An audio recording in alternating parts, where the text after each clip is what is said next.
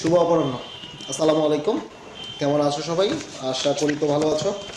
আর আমরা গতদিন আমাদের ভাবের এবং কাজের মধ্যে একটা মিল খুঁজতেছিলাম, যে আমরা যা ভাববো তাই করবো কিনা, বা আমরা যে কাজটা করছি সেটা আমাদের ভাবনায় ছিল কিনা, আমাদের মহৎ উদ্দেশ্যগুলো সাধন করার জন্য আমরা কোন পথ অবলম্বন করব, সেই পথটা অবলম্বন করার জন্য আগে আমরা কিভাবে আমাদের পরিকল্পনা গোছাবো, এইগুলো নিয়ে আমরা গত ক্লাসে কথা বলেছিলাম, তাই না? কাকা একটু দাঁড়াও।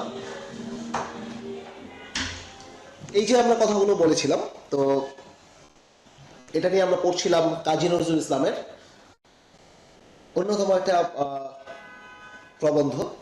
সেই প্রবন্ধটার নাম ছিল ভাব ও কাজ। অর্থাৎ ভাব ও কাজের মধ্যে কিভাবে সম্মিলন ঘটবে এবং এটা আমাদের দেশ জাতির কিভাবে মুক্তি ঘটাবে, সেটা নিয়ে তিনি আলোচনা করেছিলেন এই ভাব ও কাজ প্রবন্ধে।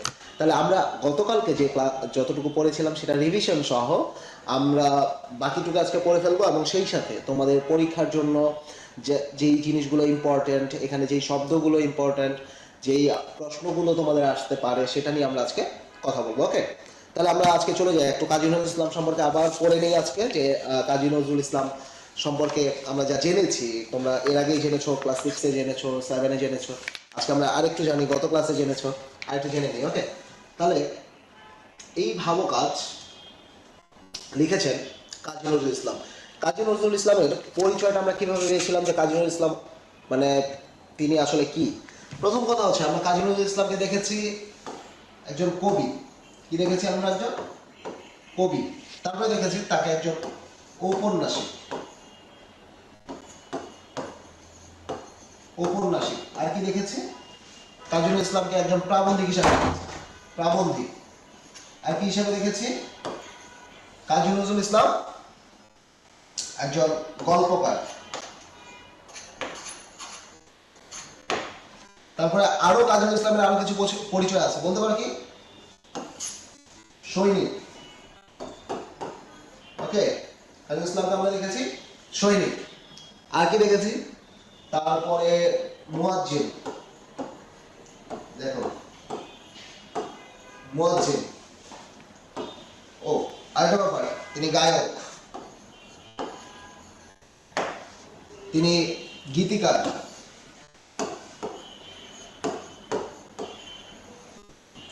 তিনি সুরকার,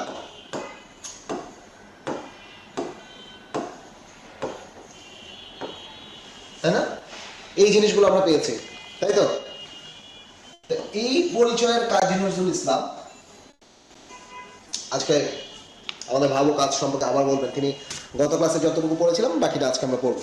তো কাজী নজরুল ইসলামের আমরা একটু জন্মসালটা দেখে নিই, জন্ম মৃত্যু কি করেছেন। যে কাজী নজরুল ইসলাম জন্মগ্রহণ করেছেন 24শে মে। কত তারিখে? 24শে মে, মে মাসের 24 তারিখ। কত সালে?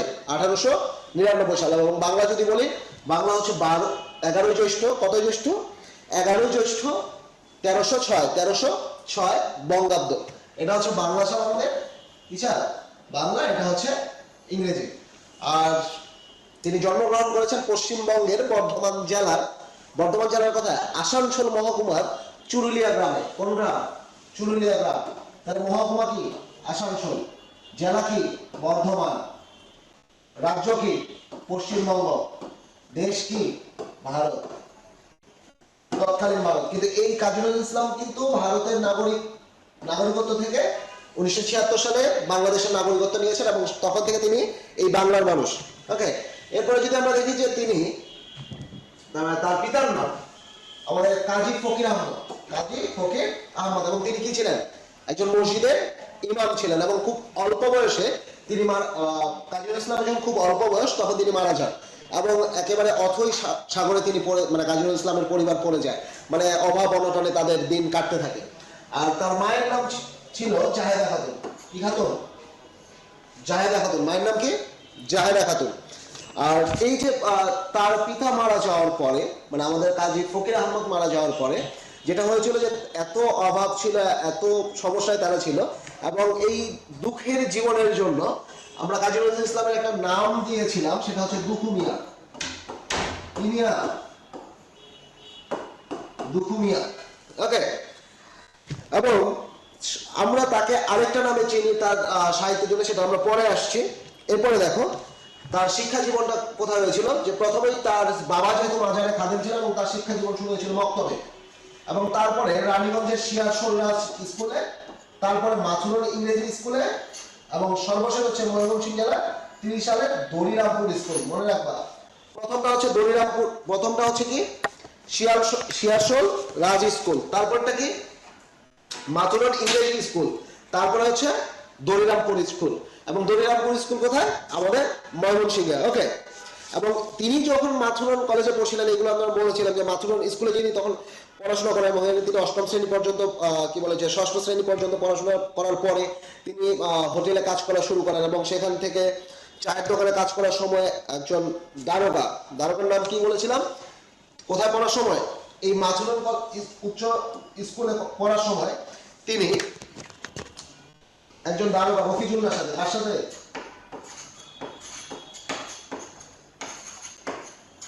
এই দারোগা রফিজুল্লাহ তাকে নিয়ে যায়, ভর্তি করিয়ে দেয় কোথায়? দড়িরামপুর স্কুলে। এখানে সপ্তম শ্রেণীতে ভর্তি করা যায়। কোন শ্রেণীতে? সপ্তম শ্রেণীতে, তাই তো। এবং এখান থেকে 1915 সালে তিনি সিরাজুল রাজ স্কুলে চলে যান এবং সেখানে অষ্টম শ্রেণীতে ভর্তি হন এবং এখান থেকে মানে দশম শ্রেণী পর্যন্ত পড়াশোনা করেন। এবং তার ভাষা জ্ঞান যদি দেখি যে সংস্কৃত, আরবি, ফার্সি সাহিত্যে তিনি গভীর অনুরাগ বোধ করেছেন। কিসে? তার ভাষা জ্ঞান যদি দেখি ফার্সি, সংস্কৃত, বাংলা, এই ভাষাগুলোর প্রতি তার অগাধ পাণ্ডিত্য ছিল। আর এটা হচ্ছে আরবি। এই চারটা ভাষার উপরে তার অগাধ পাণ্ডিত্য দেখা যায়। এবং তিনি সেনাবাহিনীতে যোগদান করেছিলেন 1917 সালে, প্রথম বিশ্বযুদ্ধের সময় 1917 সালে। এবং এই সেনাবাহিনীতে তিনি চলে আসেন 1919 সালে। এবং এই 1919 সালে সওগাত পত্রিকায় তার একটা গল্প বের হয়, সেটা হচ্ছে বাউন্ডুলের আত্মকাহিনী। কি কাহিনী? বাউন্ডুলের আত্মকাহিনী। তার প্রথম লেখা গ্রন্থটা হচ্ছে বাউন্ডুলের আত্মকাহিনী। তোমরা দেখতে পাচ্ছ বাউন্ডুলের আত্মকাহিনী হচ্ছে তার প্রথম লেখা গল্প, এবং এটা প্রকাশ হয়েছিল সওগাত পত্রিকায়। কত সালে? 1919 সালে।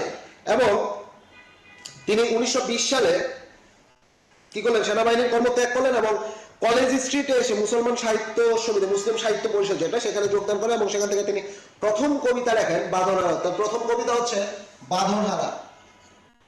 তার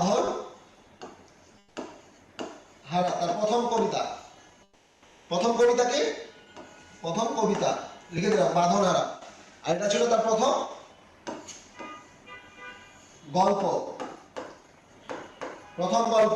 বাউন্ডুলের আত্মকাহিনী আর প্রথম কবিতা হচ্ছে বাঁধনহারা। বাইরের উপরে একটা চন্দ্রবিন্দু আছে, বাঁধনহারা। ওকে। এবং তিনি 1922 সালে লিখলেন বিদ্রোহী শিরোনামে। কি শিরোনামে? বিদ্রোহী। যে আমরা তাকে বিদ্রোহী কবি বলি, বিদ্রোহী শিরোনামে লিখলেন 1922 সালে।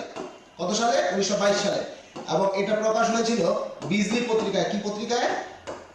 বিজলি পত্রিকায়। ওকে। বিদ্রোহী কবিতাটা 1922 সালে কোথায়? বিজলি পত্রিকায়। ওকে।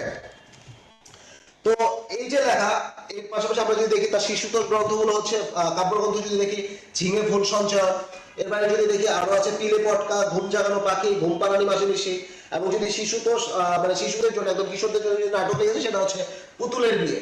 এবং তিনি যেসব পুরস্কার পান, তার যদি তার এই সাহিত্যকর্মের জন্য তিনি যে পুরস্কারগুলো পান তার মধ্যে ছিল জগত্তারিণী স্বর্ণপদক 1945 সালে কলকাতা বিশ্ববিদ্যালয় থেকে দেওয়া হয়েছিল, স্বাধীনতা পুরস্কার 1977 সালে, 21শে পদক 1976 সালে, এবং তিনি পদ্মভূষণও পেয়েছেন, তাই তো। এবং 1922 সালে তিনি আরেকটা কবিতা লেখেন। 1922 সালে যখন বিদ্রোহী লিখেন তিনি আরেকটা কবিতা লেখেন, সেটা হচ্ছে আনন্দময়ীর আগমনে। মনে রাখবা, আনন্দময়ীর আগমনে। এবং এটার জন্য তিনি গ্রেফতার হন। কি হন? গ্রেফতার হন। এটার জন্য তিনি গ্রেফতার হয়েছিলেন, আনন্দময়ীর আগমনের জন্য। এবং এই জেলে বসেই তিনি তার 23 সাল পর্যন্ত তিনি জেলে ছিলেন, 22 থেকে 23 পর্যন্ত। তো এই সময়ে তার অধিকাংশ মানে অসংখ্য লেখা কবিতা গল্প এই সময় তিনি লিখে ফেলেছিলেন।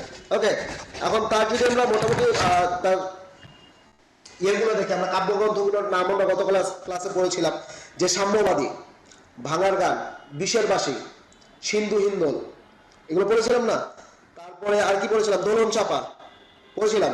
ওকে, এরপরে যদি আমরা দেখি যে তিনি বাংলাদেশে কবে আসলেন, বাংলাদেশ সরকার তাকে কত সালে ইয়ে দেয়?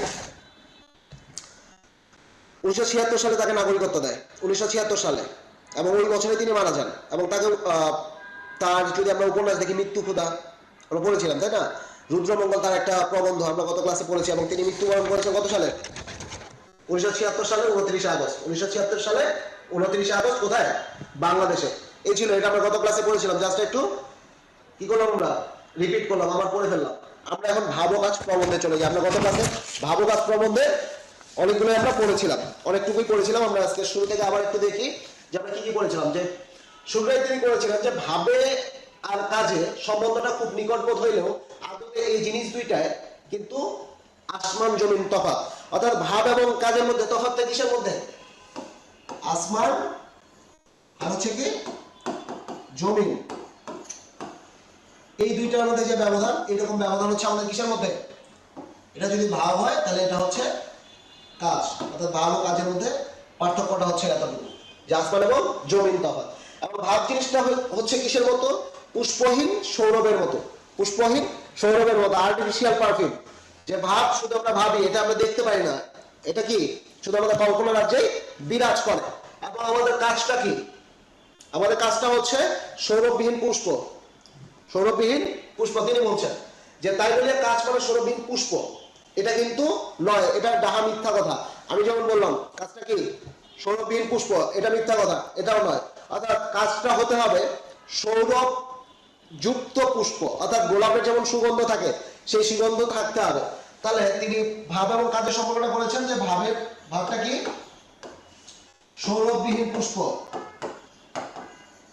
সৌরভ,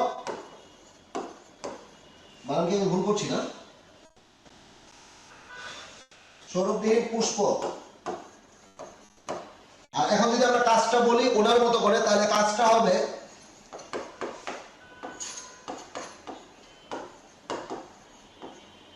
সৌরভ যুক্ত পুষ্প।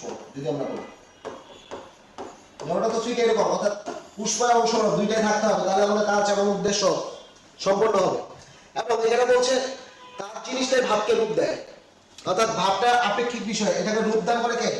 কাজ। ভাবটা দেখা যায় না, এটা একটা রূপদান করে কে? কাজ। যেমন ভাষাটা দেখা যায় না, এই ভাষাটাকে রূপ দেয় কে? ধ্বনি, বা মানে ভাষাটা হচ্ছে ধ্বনিতে থাকে, এই ধ্বনিটাকে রূপদান করে কে? আমাদের বর্ণগুলো যেটা আমরা তৈরি করেছি। তো ভাবটাকে রূপদান করে কে? কাজ। ওকে, এরপরে আসুন তিনি আরো বলছেন যে তাই বলিয়া ভাবকে যে আমরা মন্দ বলিতেছি, যে ভাবনাটা যেটা দেখা যাবে সেটা তো আমার দরকার নাই, সেটার কোনো প্রয়োজন নাই, বা এতটা ইম্পর্টেন্সই তার নাই, এতটা গুরুত্ব তার নাই। কিন্তু তিনি বলছেন যে আমি নিন্দা করেছি তা কিন্তু না, ভাব জিনিসটা খুবই ভালো। ভাব জিনিসটা কি? তিনি বলছেন ভাব জিনিসটা খুবই ভালো। মানুষ কাজ কবজায় আনবার জন্য, মানুষ কি করবে? কাজ কবজায় আনবে। কবজায় অর্থ কি বলেছিলাম? আয়ত্তে। মানুষ যখন একটা কাজ একটা উদ্দেশ্যকে আয়ত্তে নিয়ে আসবে, এই আয়ত্তে নিয়ে আসার জন্য তার সর্বাপেক্ষা, অর্থাৎ প্রথম যেটা করতে হয়, এই কোমল জায়গাটাতে আমার ছোঁয়া দিতে হয়, অর্থাৎ আমার অন্তরে, আমার দিলে, আমার মনে, হ্যাঁ, আমার চিন্তায়, আমার চেতনায় আঘাত করতে হয়। এবং এই চিন্তা এবং চেতনায় কি থাকে? ভাব থাকে। কি থাকে? ভাব থাকে। অর্থাৎ কোমল জায়গায় ছোঁয়া দিয়ে তাকে মাতাইয়া না তুলিতে পারলে কি তুলতে হবে? মাতাইয়া, অর্থাৎ কি করতে হবে? মাথায় তুলতে হবে। বলে না যে আমাকে মাথার উপরে তুলতে হবে আমাদেরকে, যে মাথায় তুলতে না পারলে তাহা দ্বারা কোনো কাজ করানো যায় না। বিশেষ করে আমাদের এই পাগলা দেশ, আমাদের দেশটাকে কি বলেছে? পাগলা দেশ। কারণ আমাদের দেশে ভাব বেশি, কাজ কম। ভাব হচ্ছে মনে করো যে ঊর্ধ্বমুখী সবসময়, আর কাজটা আমাদের দেশে হচ্ছে সবসময় নিম্নমুখী। এবং এই অন্তরে যদি আমরা আঘাত করতে না পারি, অর্থাৎ আমি যদি ভাবের উদ্রেক আগে ঘটাতে না পারি, তাহলে আমাদের কাজ বা আমাদের উদ্দেশ্য কোনোটাই ঠিকভাবে সফল হবে না। এটা আমরা গত ক্লাসে অলরেডি পড়েছি। এরপরে তিনি বলেছিলেন যে কিন্তু শুধু ভাব লইয়াই থাকিব, যদি শুধু ভাব লইয়াই থাকে, আমাদের দেশ কি দেশ? পাগলা দেশ। তো এই ভাব নিয়ে কে থাকে? পাগলা দেশ থাকে। কি দেশ থাকে? পাগলা দেশ। এই পাগলা দেশের মানুষ কি থাকে? সারাদিন ভাব নিয়ে থাকে, যে ভাব নিয়ে থাকিব, লোককে শুধু কথাই পাতাইয়া মশগুল করিয়াই রাখিব, এই একটা মস্ত বদ খেয়াল, খারাপ চিন্তা। বদ খেয়াল মানে কি? খারাপ চিন্তা।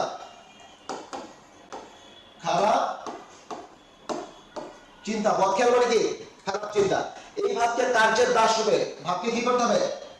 কাজের দাস রূপে নিয়োগ করতে হবে, নিযুক্ত করতে হবে, নিয়োগ করতে হবে। নিয়োগ করিতে না পারিলে ভাবের কোনো সার্থকতা নেই। অর্থাৎ যদি ভাবকে আমি কাজে রূপান্তর করতে না পারি, আমি যেটা ভাবছি সেটা যদি আমি কাজে ইমপ্লিমেন্ট না করতে পারি, আমি যদি সেটাকে কাজে রূপ দিতে না পারি, তাহলে সেই ভাবটার কোনো মূল্য নেই। তাছাড়া ভাব দিয়া লোককে মাতাইয়া তুলিয়া যদি সেই সময় গরমাগরম কার্যসিদ্ধি করিয়া লওয়া না হয়, তা হইলে পরে সে ভাবাবেশ কর্পূরের মতো উড়াইয়া যাবে। কিসের মতো? কর্পূরের মতো। আমরা যদি ভাবটাকে কাজে রূপান্তর না করি, তাহলে কর্পূর, এটা হচ্ছে বৃক্ষরস, এক ধরনের বৃক্ষরস, এটা রাসায়নিক উপাদান। ওকে, তো যদি আমরা এই ভাবটাকে কাজের, মানে কর্পূর কিন্তু স্থায়ী না, এটা একটু ফাঁকা পেলে উড়ে উড়ে যায়, ব্যাপারটা ঠিক এইরকম। এটার সাথে তিনি তুলনা করছেন যে যদি আমি ভাবটাকে কাজে রূপ দিতে না পারি, তাহলে এই ভাবের তো কোনো স্থায়িত্ব নাই। এই আবেশটা একটু ছোঁয়া লাগছে, একটু অনুমতি হয়েছে, একটু সুশ্রী হয়েছে, কিন্তু একটু পরে একটা আঘাত লাগলো, ভাব শেষ। অর্থাৎ আমি যদি কাজে এটাকে রূপ দিতে না পারি, তাহলে এটার কোনো মূল্য থাকবে না। অবশ্যই এখানে কার্যসিদ্ধি মানে স্বার্থ সিদ্ধি নয়। তিনি আবার বলছেন যে তুমি একটা জিনিস ভেবেছ সেটা দেশ জাতির জন্য, এই উদ্দেশ্যটাকে সফলের জন্য তোমার যে ভাবনাটা, এই ভাবনাটা তোমার নিজের স্বার্থ সিদ্ধির নয়। স্বার্থ সিদ্ধি মানে কি? মানে আপন স্বার্থটা দেখা, নিজের স্বার্থটা দেখা তোমার কাজের ইয়ে নয়। যদি আমরা এই পুরোটার সাথে আমরা ভুবন বাধ্য করে ছবি নিয়ে এসেছিলাম, তাই না? যে আমরা যে কথাটা ভাবেন, তিনি একটা গান গাইলেন যে বাদাম বাদাম দাদা কাঁচা বাদাম। হ্যাঁ, এটা শোনার পরে মনে করছে আমরা সবাই ভাবে আবেশে ঢুকে গেলাম, কিন্তু উনি তো ঠিকই এটা ইমপ্লিমেন্ট করেছেন, যে ওটা থেকে তিনি রোজগার করছেন, ব্যাপারটা ঠিক এইরকম। এরপরে তিনি আরো বলেছিলেন যে যিনি ভাবের বাঁশি বাজাইয়া জনসাধারণকে নাচাইবেন, যেমন ভুবন বাধ্য করে আমাদের নাচিয়েছেন, কিন্তু এখানে দেশ এবং জাতির জন্য কি হয়েছে সেটা কিন্তু আমরা খুঁজে পাইনি। আমরা আনন্দ পেয়েছি ঠিকই, যে যিনি ভাবের বাঁশি বাজাইয়া জনসাধারণকে নাচাইবেন, যিনি ভাবের বাঁশি বাজাবেন, অর্থাৎ এই জনসাধারণের, এই আমজনতার যিনি লিডার, যিনি লিড দিবেন, তাকে কি হতে হবে, কি ধরনের হতে হবে, সেই ধরনের কথাগুলো তিনি বলছেন। যে যিনি ভাবের বাঁশি বাজাইয়া জনসাধারণকে নাচাইবেন, তাকে নিঃস্বার্থ ত্যাগী হইতে হবে। কি হতে হবে? নিঃস্বার্থ ত্যাগী হইতে হবে। অর্থাৎ যিনি আমার লিডার, যিনি আমার নেতা, তাকে কি হতে হবে? নিঃস্বার্থ হতে হবে। কি হতে হবে? নিঃস্বার্থ হতে হবে। তিনি লোকদিগের সূক্ষ্ম অনুভূতি ও ভাবকে জাগাইয়া তুলিবেন, মানুষের কল্যাণের জন্য, নিজের স্বার্থ সিদ্ধির জন্য নয়। যে তিনি যখন একটা উদ্দেশ্য, একটা কাজের সফলতা আনবেন, এবং নজরুল যখন ভাব ও কাজ প্রবন্ধ লিখছেন, তখন কিন্তু এই ভারতবর্ষ ব্রিটিশদের করতলে, ব্রিটিশদের শাসনে আমরা জর্জরিত, ব্রিটিশদের অত্যাচার আমরা জর্জরিত, এবং এই ব্রিটিশদের বিরুদ্ধাচরণ করেছেন নজরুল কবিতায়, গানে, গল্পে, উপন্যাসে। এবং এই নজরুলের কথা যে আমার দেশকে যদি মুক্তি পেতে হয়, আমার এই জনসাধারণকে যদি মুক্তি দিতে হয়, তাহলে প্রথম যে কাজটা আমার করতে হবে সেটা হচ্ছে আমি যে স্বাধীনতা চাচ্ছি, এই স্বাধীনতা শুধু চাওয়ার মধ্যে রাখা যাবে না, এই স্বাধীনতার জন্য আমার কাজ করতে হবে। অর্থাৎ এবং ভাবনা এবং কাজ দুটাকে এক সুতোয় বেঁধে আমার মাঠে ঝাঁপিয়ে পড়তে হবে। এবং সেই জন্য এই ভাবনাটা যেন সর্বসাধারণের মধ্যে, অর্থাৎ শতভাগ মানুষের মধ্যে ছড়িয়ে দেওয়া যায়, যে যে আজকে ইংরেজদের সুবিধা নিয়ে থাকছে, তাকেও যদি বোঝাতে হয় যে আমরা পরাধীন হয়ে আছি, আমরা অন্যের দ্বারা শাসিত হচ্ছি, এই শাসন থেকে মুক্ত করার জন্য তাকে যে বোঝাবে, সেই নেতাটাকে হতে হবে ঋষি বা যোগী, বা যে নিঃস্বার্থ, যে কি থাকবে? নিঃস্বার্থ থাকবে। তিনি লোকদিগকে এবং মানুষের, এই জনসাধারণের সূক্ষ্ম অনুভূতি তিনি অনুভব করবেন, এবং সে অনুযায়ী তিনি কাজ করবেন। এখানে আপন স্বার্থ সিদ্ধির কোনো সম্পর্ক নেই। ফ্যাক্টটা হচ্ছে এইরকম। এরপরে যদি আমরা দেখি যে তাহাকে একটা খুব মহত্তর উদ্দেশ্য ও কল্যাণ কামনা লইয়া ভাবের বন্যা বহাইতে হবে। অর্থাৎ আমাদের প্রত্যেকটা ভাবনার, প্রত্যেকটা কাজের উদ্দেশ্যটা কি হতে হবে? মহত্তর হতে হবে, মহৎ হতে হবে। কি হতে হবে? মহৎ হতে হবে, মহত্তর। এটা আরো সুপারলেটিভ ফর্ম যদি আমি বলি, তাহলে মহত্তর, একেবারে এটার থেকেও বড় কিছু যদি থাকে, অর্থাৎ মহৎ উদ্দেশ্যের সর্বোচ্চ পর্যায়ে থেকে তাকে লিড দিতে হবে, তাকে লিডার হতে হবে। নতুবা বানভাসী, যদি আমার এই মহৎ উদ্দেশ্য না থাকে, তাহলে বানভাসী মানুষের মতো, যেমন আমরা বন্যা আসলে আমাদের যেমন সবকিছু ভাসিয়ে নিয়ে যায়, যদি আমাদের উদ্দেশ্যটা মহৎ না হয়, তাহলে আমাদের এই ভাবনাটা যেমন ভেসে চলে যাবে, তেমনি আমাদের উদ্দেশ্য বন্যার সাথে ভেসে চলে যাবে, কোনো সফলতা আমরা পাবো না। এই জন্য বলছে যে বানভাসীর পর পলি পড়ার মতো সাধারণ সমস্ত উৎসাহ এবং প্রাণ একেবারে কাদা ঢাকা পড়িয়া যাইবে।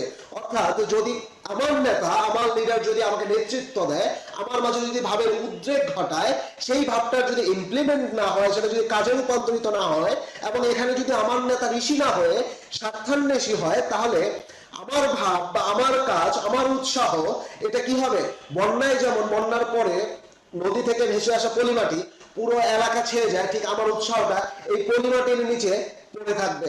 আমার ভাবটা কি হয়ে গেল, কর্পূরের মতো ভেসে চলে যাবে, এবং আমার উৎসাহ, আমার কাজ সবকিছু কি হয়ে যাবে, ভেনিশ হয়ে যাবে, নিমিষে শেষ হয়ে যাবে।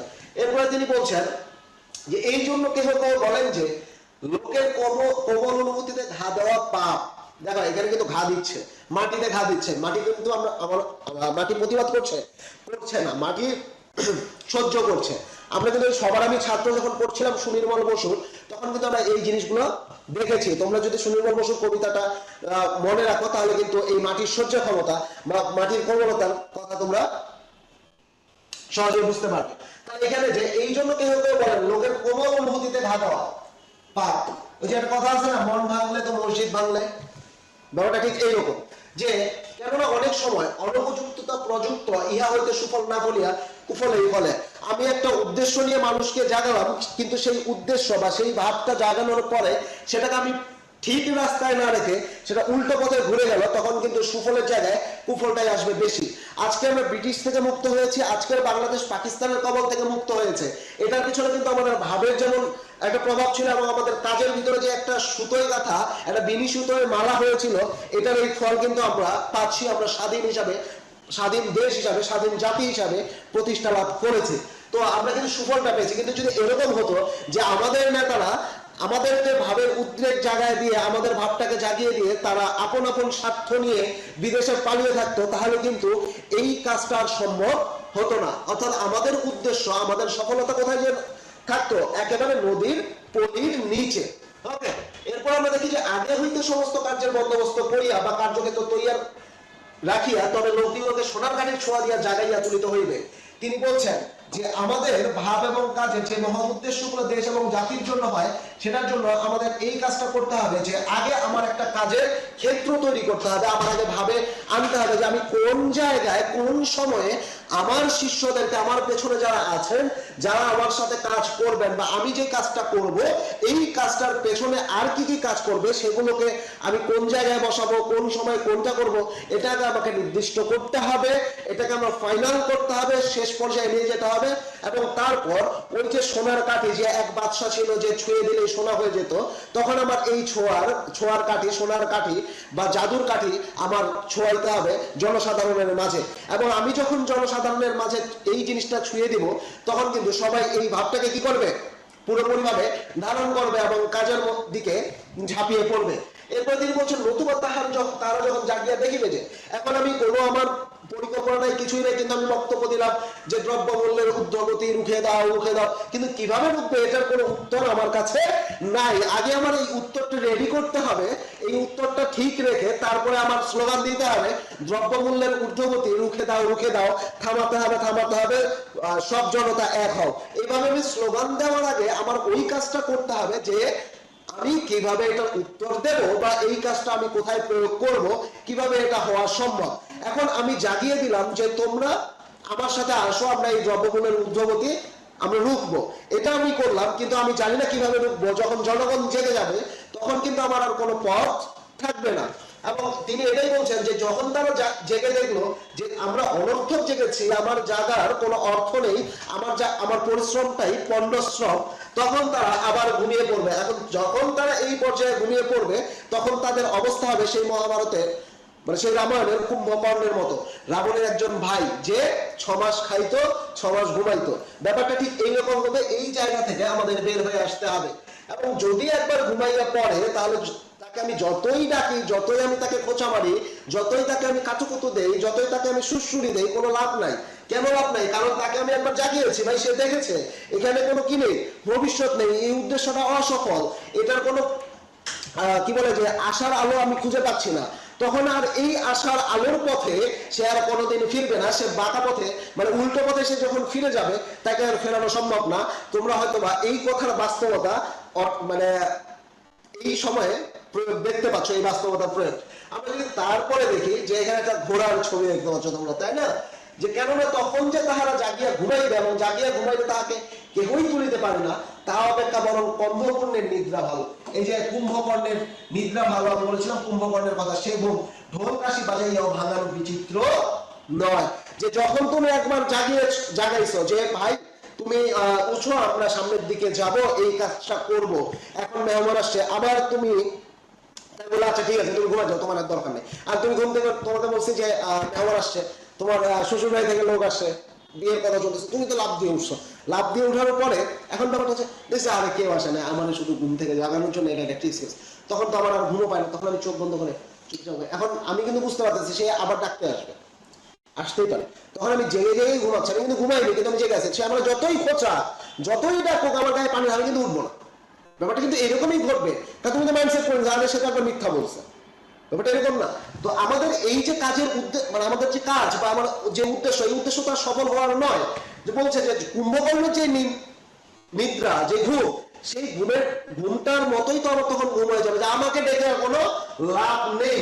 এবং এই যে আমি যেহেতু মানে জেগে থাকা অবস্থা, মানে জেগে আছে কিন্তু আমি অভিনয় করছি আমি ঘুমাচ্ছি, তখন তো আমাকে আর উঠানো সম্ভব না। এবং ঢোল কাশি বাজাইয়াও যদি তুমি উঠাও, সেটাও আর তেমন কোনো কাজে দেবে না। এই কথাটা যে একটা মস্ত সত্যি, তা এতদিন আমরা ঠেকিয়া শিখেছি।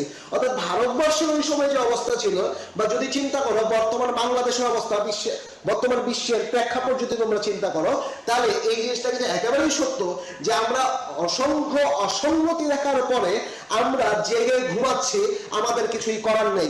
আমি দেখছি আমার সামনে একটা খারাপ কিছু হচ্ছে, কিন্তু আমার ভিতরে প্রতিবাদের কোনো ভাষা নেই, বা আমি প্রতিবাদ করছি না। অর্থাৎ আমি কুম্ভকর্ণের মতো ঘুমাচ্ছি, এখন আমাকে ঢাক কাশি বাসি যা আছে সব বাজিয়ে আমাকে ঘুম থেকে তুলবে, কিন্তু আমি ঘুম থেকে উঠবো না, কারণ আমি 6 মাস পরে উঠবো, কখন উঠবো সেটা আমার ইচ্ছার উপর ডিপেন্ড করে। অর্থাৎ কুম্ভকর্ণের মতো আমি মরা ঘুমিয়েছি, কিন্তু আমি জেগে জেগে সব দেখছি। অর্থাৎ আমাদের উদ্দেশ্য, আমাদের ভাব কোনোটাই আর সফল হওয়ার নয়। সুতরাং এই দেশ সকল অসঙ্গতি থেকে, এই জাতি সকল কুসংস্কার থেকে, সকল খারাপ কাজ থেকে আমরা মুক্তি লাভ করতে পারবো না।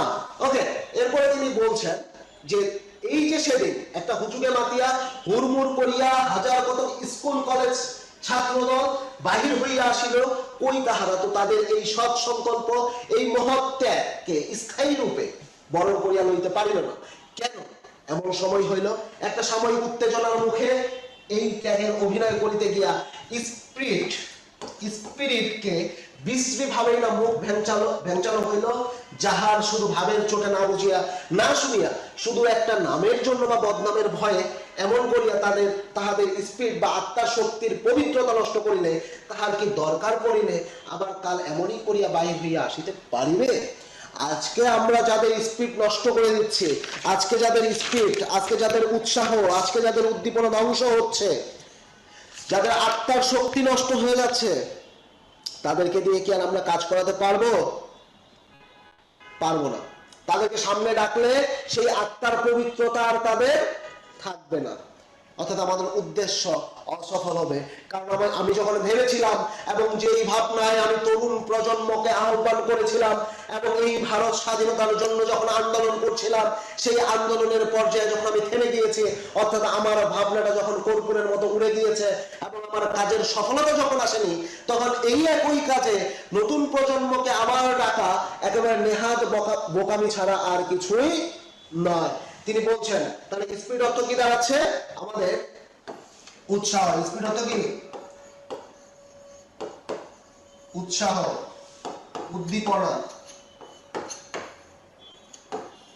ওকে, উৎসাহ উদ্দীপনা। এরপরে বিশ্রী। বিশ্রী অর্থ কি? উৎসিত।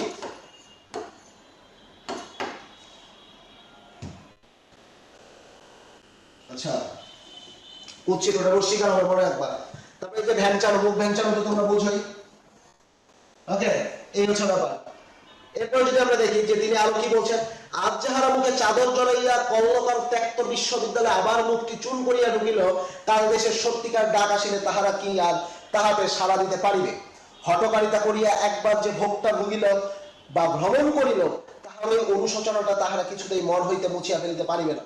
বাহিরে যতই কেন লাপরোয়া, এটা হলো লাপরোয়া ভাব দেখাক না। যারা আজকে চলে যাবে, যখন বঙ্গবন্ধু আমাদের এই বাঙালিকে এই মার্চ মাসে 1971 সালে ডাক দিল, আমরা ছুটে এসেছিলাম। আমাদের পূর্বপুরুষরা ছুটে এসেছেন, স্বাধীনতা যুদ্ধে ঝাঁপিয়ে পড়েছেন। এই 7ই মার্চের পরে, 25শে মার্চের সেই ভয়াল কালো রাতের পরে 26 তারিখ থেকে আমাদের সংগ্রাম শুরু হয়েছিল। অথচ সেদিন যারা বের হয়ে আসছিল, এদেরকে যদি আমরা আবার ঘরে ফিরিয়ে দিতাম, তাহলে তারা কিন্তু আর পরের বার বের হতো না। এক্ষেত্রে যদি আমরা দেখি যে কল্লকার, কল্লকার ত্যক্ত বিশ্ববিদ্যালয়, দেখো কল্লকার অর্থ কি? পূর্ব দিন। এখানে হচ্ছে পূর্বের দিন অর্থে, অর্থাৎ আগের দিনে, তুমি পূর্বে যেভাবে বিশ্ব মানে যাদেরকে পরিত্যক্ত, এটার অর্থ তো বোঝো, পরিত্যক্ত বিশ্ববিদ্যালয়।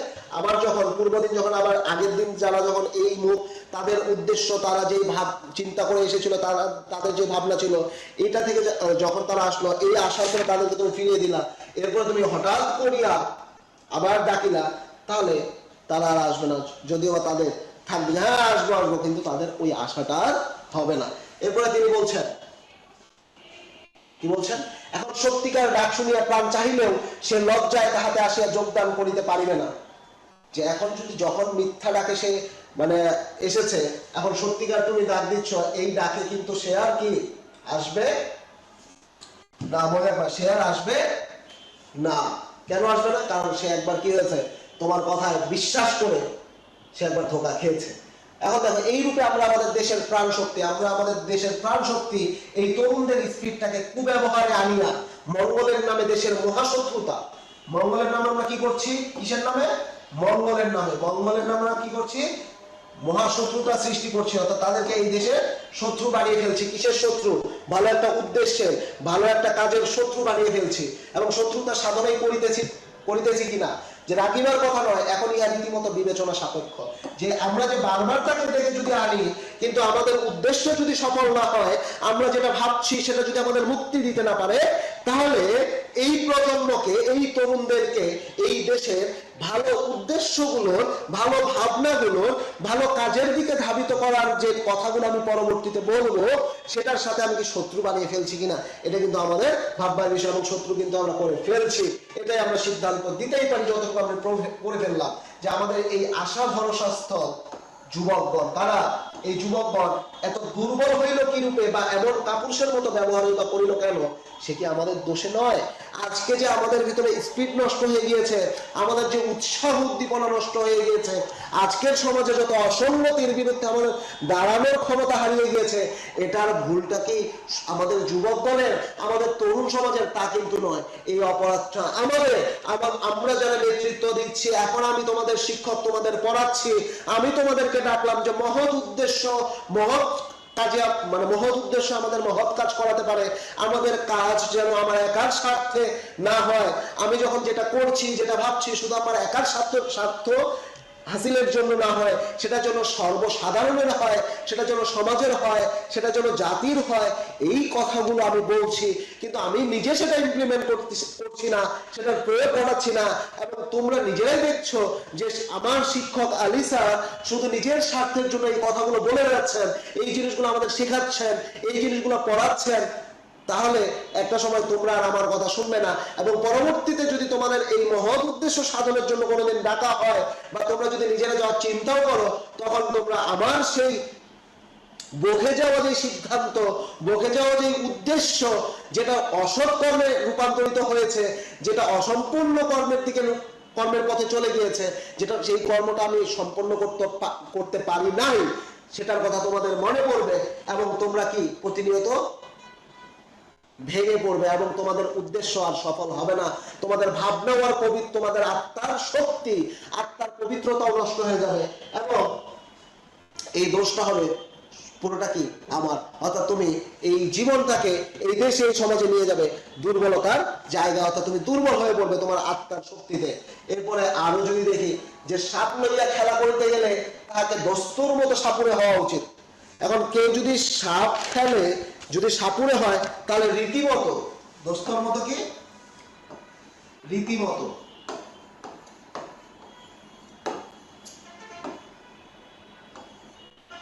রীতিমতো সাপুরে হওয়া চাই, শুধু একটা বাঁশি বাজাইতে পারলেই চলবে না। এখন তুমি ওই যে একটা গান আছে না, নাগিন নাগিন নাগিন, এখন তুমি নাগিন নাগিন গান গাইলা আর নাগিনের মতো মাথা হাতালা এইভাবে বিন বাজাইলা, লাভ নাই, তোমার বিন বাজায় কোনো লাভ নাই। তোমার সামনে যদি সাপ চলে আসে তখন তোমার আর কিছু করার নাই, তোমাকে দোস্তুর মতো সাপুরি হতে হবে, তারপরে তুমি বিন বাজাও। আগে তুমি নেতা হও, তুমি যোগ্য হও, তারপরে তুমি চিন্তা করো, তুমি কাজ করো। যোগ্যতা ছাড়াই তুমি একটা, মানে তুমি কম্পিউটার সম্পর্কে কিছু জানো না, তুমি কম্পিউটারে বসে গেলা, দেখবে সব ফরম্যাট দিয়ে বসে আছে। ব্যাপারটা ঠিক এইরকম, যে বলছে যে বাঁশি বাজাইতে পারলেই চলবে না, আর যদি সত্যিকার কর্মী থাকিত দেশে, অর্থাৎ সত্যিকার যদি মানুষ থাকতো দেশে, সত্যিকার যুব সমাজ যদি আজকে গড়ে তুলতে পারতাম, তাহলে কি হতো দেখো। তাহলে এমন সুবর্ণ সুযোগ, অর্থাৎ আমাদের স্বাধীনতার সুবর্ণ সুযোগ, মাছ মাঠে মারা যাইতো না। ত্যাগী অনেক আছেন দেশে, কিন্তু কর্মীর অভাবে, তার তথাকথিত কর্মী নামে অভিহিত লোকদের সত্য সাধনার অভাবে তারা কোনো ভালো কাজে আর কোনো অর্থ দিতে চান না, বা অন্য কোনো রূপ ত্যাগ স্বীকার করতে রাজি নন। অর্থাৎ ভারতবর্ষের স্বাধীনতার কথায় এই ভাবগাছ প্রবন্ধটি লিখলেও যে আমাদের বারবার যে বিপথে চলে যাওয়া, আমরা স্বাধীনতার পথে যখন আগাচ্ছি, আমরা যখন যাচ্ছি, আমাদের পথ চলা যখন খুব জোরে সোরে চলছে, তখন আমাদের কি হচ্ছে, আমরা ওখান থেকে সরে আসছি, আমরা ডিস্ট্র্যাক্ট হয়ে যাচ্ছি, আমরা আমাদের ট্র্যাকে, আমাদের রাস্তায় আমরা থাকছি না। আর এভাবেই যখন চলতেছে, তখন এই তথাকথিত কর্মী নামে যারা সত্য সাধনার পথে চলছিল, তাদের অভাবে, যারা সত্যিকার কর্মী তাদের অভাবে, অন্য যারা আসার কথা, যাদের লিডার হওয়ার কথা, যারা নেতৃত্ব দেওয়ার কথা, তারাও একটা সময় সরে পড়ে, সত্যিকার কর্মীরাও হারিয়ে যায়। আর এই সুবর্ণ সুযোগ আমরা ভারতবর্ষকে স্বাধীন করার জন্য, এই জন্য আমাদের 200 বছর আন্দোলন, সংগ্রাম, অত্যাচার, নিষ্পেষণ, নির্যাতন সব সহ্য করতে হয়েছে। এরপরে যদি আমি বলি যে তোমরা ছবি দেখতে পাচ্ছ, তাই না, এই যে আমাদের প্রকৃত কর্মী, আমাদের সত্যিকার কর্মী এরাই, আমাদের মুক্তিযোদ্ধারা, যারা 71-এ এই বাংলাদেশকে একটি স্বাধীন মানচিত্র দিয়েছেন, এই বাংলাদেশের বুকে উড়িয়েছেন লাল সবুজের পতাকা, যেই পতাকা আজকে বিশ্ব দরবারে পথ করে উড়ে চলছে। বলছেন কি করিয়া হইবেন, তারা তাদের চোখের সামনে দেখিতেছেন যে কত লোকের কত মাথার গাম পায়ে ফেলার ধন দেশের নামে, কল্যাণের নামে আদায় করিয়া বাজে লোকে নিজেদের উদ্ধার মূর্তি করে দিয়েছে। অর্থাৎ আমার সত্যিকার কর্মীরা যখন দেখছে যে আমি নেতা নিজের স্বার্থের জন্য, নিজের ভালোর জন্য, সকল মহৎ উদ্দেশ্য, এই দেশ জাতির জন্য যা কিছু করার ছিল সেগুলোকে আমি দূরে সরিয়ে আমারটা বলেছি, তখন আমার পিছনে যে সত্যিকার নেতা কর্মীরা ছিল তারা কিন্তু হারিয়ে যাবে। অর্থাৎ এই দেশ এবং এই জাতির মুক্তি আর কোনোদিনই সম্ভব নয় যদি আমার সত্যিকার কর্মী না থাকে। এখন আমার তো মানে আমি যদি মধু ফেলি পেছনে পিঁপড়ার তো অভাব হবে না, সেটার কথা আমরা যাবো পরে। তো এটাই বলছে যে কল্যাণের নামে আদায় করিয়া বাজে লোকে, কি লোকে, বাজে লোক, অর্থাৎ খারাপ লোক। এখানে এই বাজে লোকটাকে স্বার্থপর নেতা, স্বার্থপর মানুষ, এই বাজে লোক। ওকে, যে যারা সত্যিকার দেশকর্মী, যারা সত্যিকার দেশকর্মী, কি কর্মী, দেশকর্মী, সেটা যারা সত্যি কথা স্পষ্ট রূপে বলিতে গিয়া এইসব কর্মীদের কারচুপিতে পোয়াল চাপা পড়িয়া গিয়েছে। পোয়াল চাপা মানে এই পোয়াল হচ্ছে খড়, কি খড়, খ্যার, খ্যার, খ্যার তো বোঝো। পোয়াল চাপা পড়িয়া গিয়েছে, বেচারা এখন ভালো বলিতে গেলেও সব মুখোশ পরার ত্যাগী মহাপুরুষগণ হট্টগোল বাজাইয়া, কি গণ, মহাপুরুষগণ কি করে, হট্টগোল বাজাইয়া লোককে সম্পূর্ণ উল্টা বুঝাইয়া দিয়া তাকে একদম খেলো ঝুটা ইত্যাদি প্রমাণ করিয়া দেন।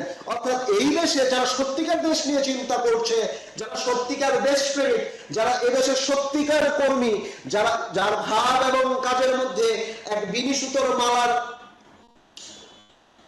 গঠন আছে, যে মানে বিনিসুতোর মালায় তার ভাব এবং কাজটাকে এই দেশ, এই যে সমাজের জন্য গেঁথেছে, তার কোনো মূল্য নেই। এবং সে যখন এই কথাগুলো, তার উদ্দেশ্যটা আমাদেরকে বোঝাতে আসে, তখন আমাদের মতো যারা মিথ্যা কর্মী, যারা নিজের স্বার্থের জন্য নিজেকে জয় বাংলার স্লোগানে উজ্জীবিত করেছে, অর্থাৎ এখনকার মানে আমাদের ওই সময় রাজাকাররা বলছে এই দেশের জন্য আমরা কাজ করছি, তাই না, এই রাজাকাররা একটা সময় কি করে, এই সত্যিকার কর্মীদেরকে চাপিয়ে দেয় না ওর বিরুদ্ধে। মানে খারাপের সংখ্যা তো সবসময় বেশি থাকে, ভালোর সংখ্যা সবসময় কম, এটাই পৃথিবীর নিয়ম হয়ে গেছে।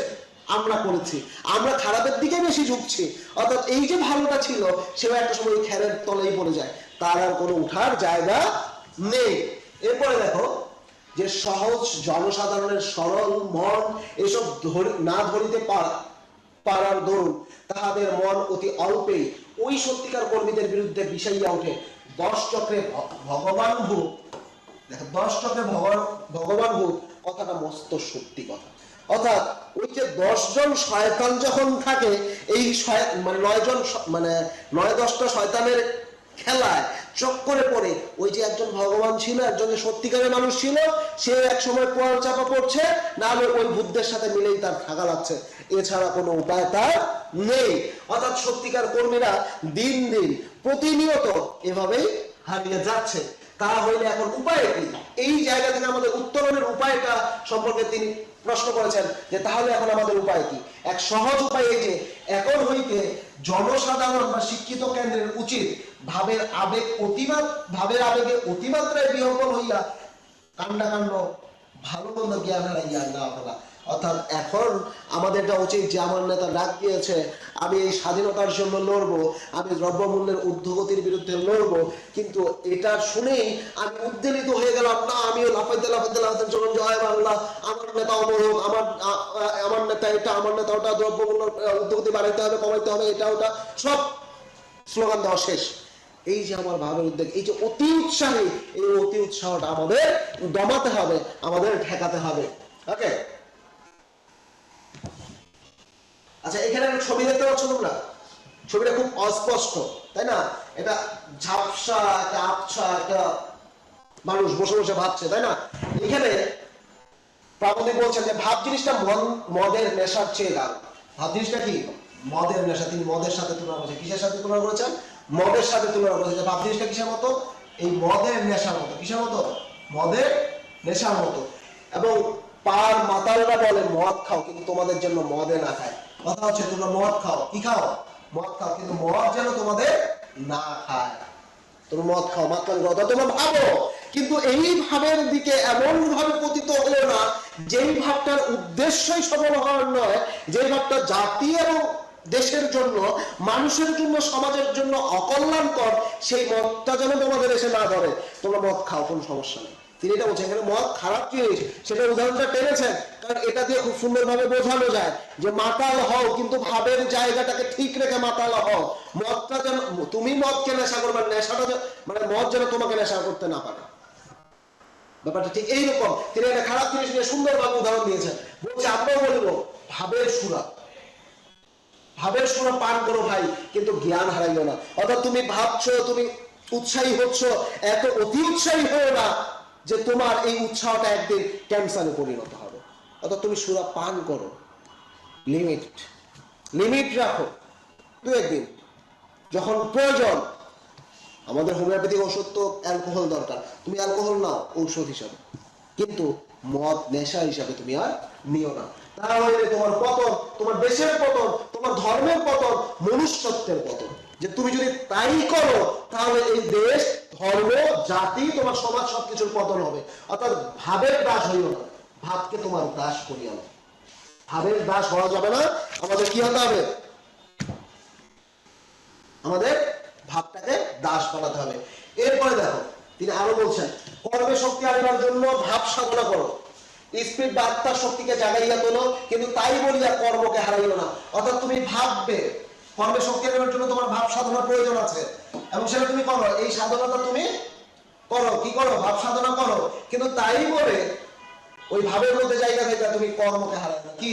অর্থাৎ তোমার ভাবটা কাজে ইমপ্লিমেন্ট করো, প্রয়োগ করো। অন্ধের মতো কিছু বুঝিয়া না বুঝিয়া না শুনিয়া ভেড়ার মতো পেছন ধরিয়া চলো না। এখানে একটা ছবি দেখতে পাচ্ছ না, যে সামনে একটা মানে এই যে বুড়িয়ালা নেতা হাঁটতেছে, পেছন থেকে হেইও হেইও হেইও, জয় ভাই জয়, অমুক ভাই তমুক ভাই, আমার ভাই তোমার ভাই বলতে বলতে আসছে। কিন্তু এই নেতা কি করছে? বাজেটের সব চাল লুটে পুটে খাচ্ছে, তোমাকে একটু ওই যে পিঁপড়ার সামনে চিনি ছেটানোর মতো তোমাকে একটু দিয়ে দিচ্ছে। এখন তুমিও চিন্তা করছো, আরে নেতা তো দেশের জন্য অনেক করছে, বাজেট আনছে 300 কোটি টাকা, ব্রিজ বানাইছে মনে করো যে 3000 মানে কি বলে যে 30 লক্ষ টাকায়, বা ওই যে 3 লক্ষ টাকায়। এখন তুমি তো বলছো নেতা তো অনেক কিছু করে, তুমি ভাবে হারাই গিয়েছো, তোমার যে এটার পেছনে তোমার সব শেষ, সেটা তুমি বুঝতেছো না।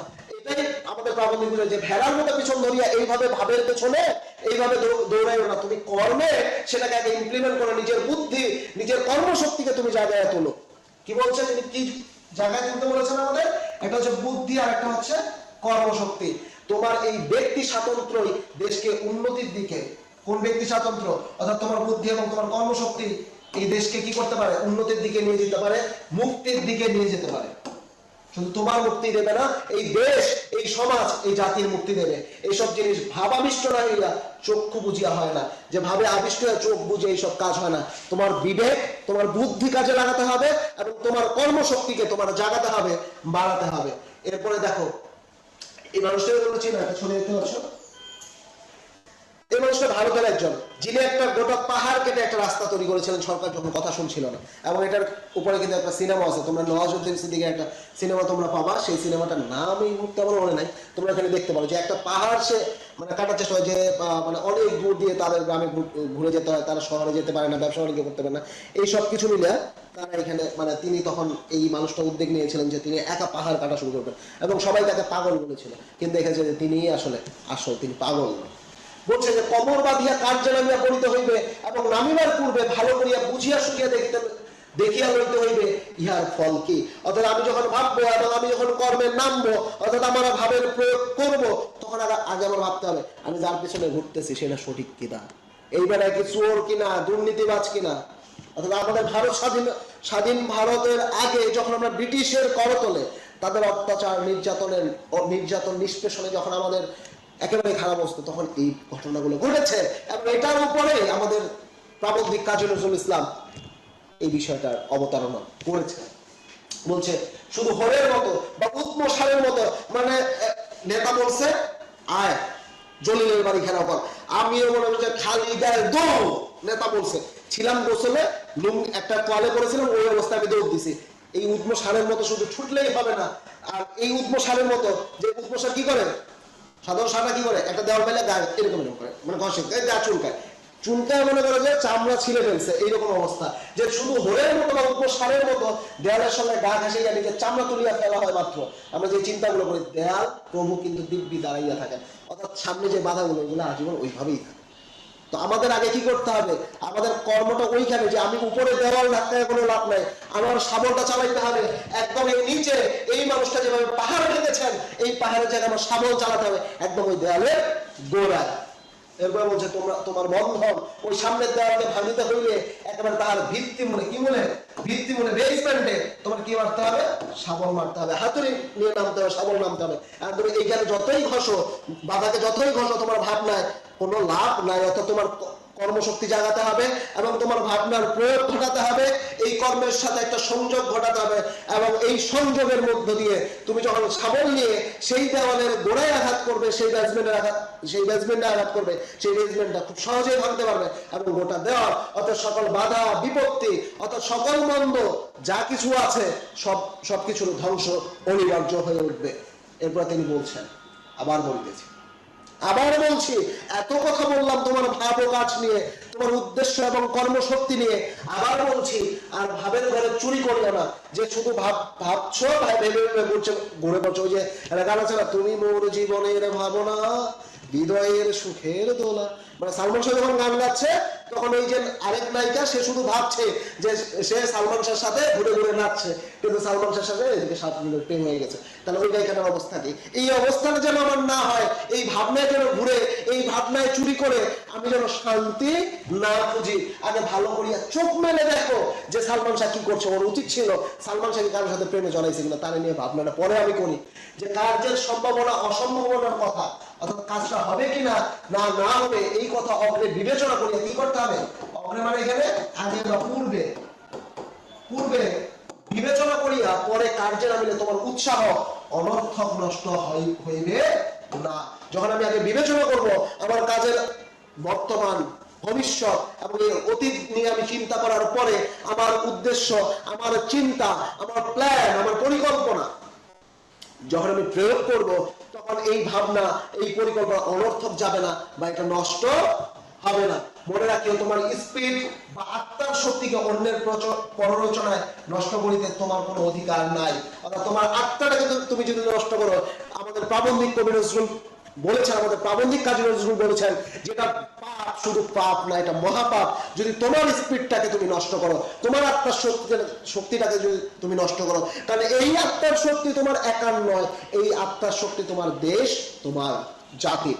এই ভাব এবং কাজের মধ্যে যে সমন্বয়, একই সুতোয় যে তাকে গাঁথতে হবে এবং মহৎ কিছু কিছু অর্জন করতে হলে যে আমাদের কাজের স্পৃহা থাকতে হবে, এবং এই কাজের স্পৃহার পেছনে যে আমাদের একটা উদ্দেশ্য থাকতে হবে, আমার একটা পরিকল্পনা থাকতে হবে, এবং ওই কাজের বাস্তবতা সম্পর্কে আমার ধারণা লাভ করতে হবে, এবং সব ধারণা নেওয়ার পর আমার কাজটা করতে হবে।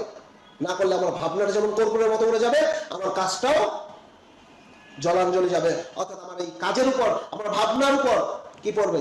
ওই বানভাসী যখন পলিগুলো আসে, সেই পলিগুলো আমার স্তরে চলে যাবে এবং আমি একটা সময় নিঃশেষ হয়ে যাব। এবং আমি যদি নিঃশেষ হয়ে যাই, তাহলে আমার কি হবে? এই দেশ ও জাতির কোনো মুক্তি, কোনোদিন মুক্তি আসবে না।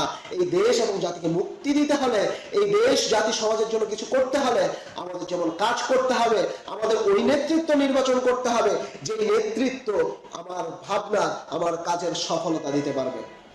এটাই তার মূল উদ্দেশ্য, যে আমাদের বাস্তবধর্মী মানুষের কল্যাণের জন্য কাজ করাটাই যে যুক্তি সঙ্গত, এবং এটাই যে জীবনের উদ্দেশ্য হওয়া উচিত, এটাই যে জীবনের ভাবনা হওয়া উচিত, এবং নিজের স্বার্থ সিদ্ধি যে আমাদের নেতিবাচক দিক এবং এটাকে যে পরিহার করা উচিত, এটাই হচ্ছে এই প্রবন্ধের মূল উদ্দেশ্য। তোমরা সবাই অবশ্যই বুঝতে পেরেছো, আমার মনে হয় না বোঝার কিছু আছে। আমরা 2 দিন ধরে এটা পড়ছি। তো তোমাদের কি কি প্রশ্ন এসেছে? আচ্ছা, নজরুলকে দুখুমিয়া বলা হয় কেন? তোমাদের প্রশ্নগুলো হচ্ছে যে নজরুল হচ্ছে, তার বাবা যখন মৃত্যুবরণ করলেন, তার পারিবারিক যে অভাব অনটন, এবং একটা সময় দেখো যে তিনি হোটেলে কাজ নিলেন, চায়ের দোকানে কাজ নিলেন, লেটো দলে যোগদান করলেন, একটা সময় সৈনিক হলেন, মানে তার যে জীবনটা সেটা তো দুঃখের মধ্যে। এবং 43 বছরের পর যদি আমরা আবার চিন্তা করি যে তিনি কি বলে যে দুরারোগ্য ব্যাধিতে আক্রান্ত হয়ে গেলেন, তো পুরো জীবনটা তো তার দুঃখে। এখন তার দুখুমিয়া নামটা পড়েছে ছোটবেলায়, এবং এই ছোটবেলায় নামটা পড়ার পেছনের কারণটা হচ্ছে তার ওই এতিম, তিনি যখন এতিম হয়ে গেলেন, মূলত মানে নিঃসঙ্গ হয়ে গেলেন, তখন তার নামটা হয়েছে দুখুমিয়া। আচ্ছা, নিঃস্বার্থ ঋষি কারা? যদি আমি বলি আমাদের বঙ্গবন্ধু শেখ মুজিবুর রহমান, মহাত্মা গান্ধী, জওহরলাল নেহেরু, মুস্তফা কামাল আতাতুর্ক পাশা, হজরত মোহাম্মদ সাল্লাল্লাহু আলাইহি সাল্লাম, আরো আরো নাম বলবো, অনেক নাম আসবে, অসংখ্য নাম আসবে, মহামানবদের নাম, মহাজনের নাম। আর প্রশ্ন করেছো জেগে জেগে কারা ঘুমায়? আমাদের আইটি ছেলেটা ঘুমাচ্ছে। হ্যাঁ, যারা নিষ্কর্মা, হ্যাঁ যারা নিষ্কর্মা, যারা শুধু ভাবে, যাদের কোনো কাজ নেই, তারাই জেগে জেগে ঘুমায়, অলস। আর স্যার প্রবন্ধ কি? প্রবন্ধ হচ্ছে এমন এক ধরনের রচনা, এটা মানে মন্ময় এবং তন্ময় দুই জায়গাকে, মন্ময় অর্থাৎ যেটা আমরা কল্পনা ভাবে আসে, এবং যেটা বাস্তবধর্মী, এই দুইটা জায়গাকে এক সমন্বয়ে, অর্থাৎ তোমার দর্শন এবং তোমার বাস্তবতার নিরিখে একটা সুনির্দিষ্ট আলোচনা করা, একটা বিষয় সম্বন্ধে, একটা নির্দিষ্ট বিষয় সম্পর্কে যখন আমরা আলোচনা করি, তখনই সেটাকে সাধারণত আমরা প্রবন্ধ বলি। এর মধ্যে তো আর কোনো প্রশ্ন নেই, আছে? না থাকলে আলহামদুলিল্লাহ। তো তোমাদের এই ভালো কাজের উপরে যদি এই প্রশ্নগুলো আসে, যে এই প্রশ্নগুলো যদি আমি বলি, যে প্রশ্নগুলো এরকম আসতে পারে যে 10 চক্রে ভগবান ভূত বলতে প্রাবন্ধিক কাজী নজরুল ইসলাম কি বুঝিয়েছেন। তারপরে মনে করো যে একটা লাইন দিয়ে দিল যে তাহা পাপ, মহাপাপ বলতে কি বুঝিয়েছেন। হ্যাঁ, এই ধরনের প্রশ্নগুলো তোমাদের আসবে।